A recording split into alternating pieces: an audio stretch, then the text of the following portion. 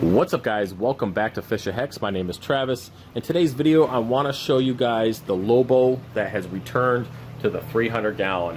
Yes, this massive coral is now back into the 300 gallon.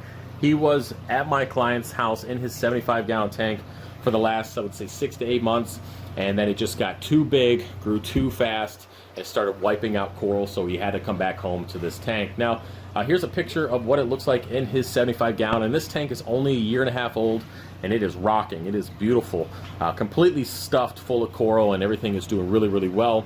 Now, as you can see, probably not by the picture, but around the edges of this Lobo, everything is dead. No matter what it touches at night, when the sweeper tentacles come out, it absolutely devastates and kills it. That's the reason why it's always been at the bottom of this tank in this particular section, because all it's going to kill is some zoas in the bottom left and probably piss off that purple Monty that is already killing a bunch of coral in the tank. So that's really going to be the only casualties in the 300, as long as it doesn't roll over onto any corals.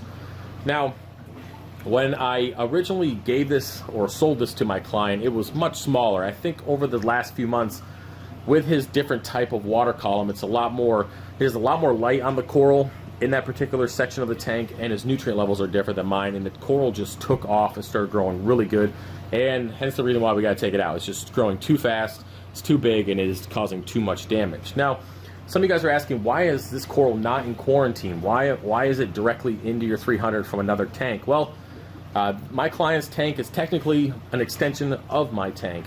When it comes to it, I take care of everything that goes in the tank, quarantine-wise, coral, fish, supplements, every single thing has to do with this 75 gallon I take care of. So I know that it's completely pest free. There's no issues, there's no parasites, there's no nothing in these systems. So I feel very confident taking a coral that I put in there without quarantining and taking it out with no ill effects. So that's why he's in my tank.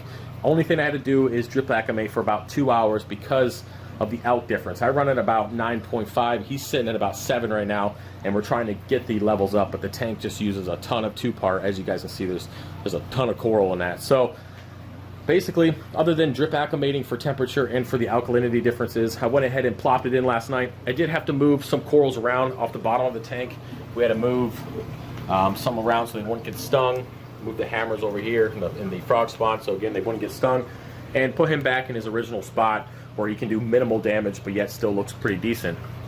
Now, I did originally put it over here where the hammers were, but it didn't look centered. It looked really weird being over on this side, so having it in the middle of the tank definitely helps keep your eyes focused. Now, it is a huge piece, and I feel it does overwhelm the tank because of the sheer size. Now, in the next, I would say 6 to 8 months, I will get in there and I will cut this coral and frag it. It's almost at the point you can see when I hold it up in my hand that there is some areas where I can get in there with my diamond saw and cut it. But I have to wait for it to grow a little bit, because if I do cut it, it's going to be lopsided, and it's already sitting on a plate at the bottom to keep it upright. I don't know if you can really see that. And if I cut it now, it's just going to be lopsided and it's going to fall over, and it's not going to stand upright and just be ugly. So that will be the plans here in the future. Now, when it comes to the overall changes in his tank, I went ahead and added a acro rock, or basically some dry rock, kind of like what we're doing here with our new 40 gallon rimless blue tank. We added some rock to that and a bunch of acropora, so that will eventually blend in with the rest of this tank, and we'll have a lot more acros growing in there.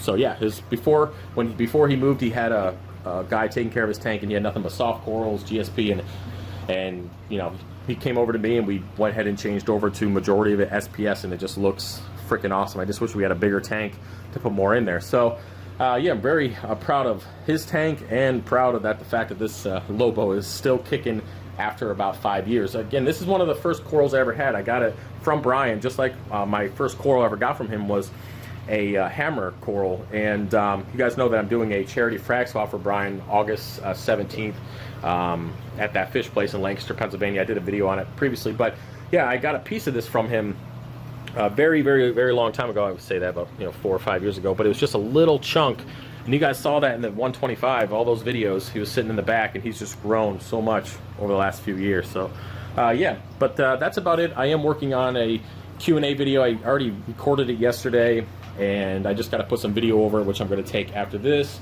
And then I've already done the aquascaping on the new tank, so you guys will be seeing that on Monday. All right, so here's a quick update. Hope you guys enjoy and have a good weekend. All right, peace.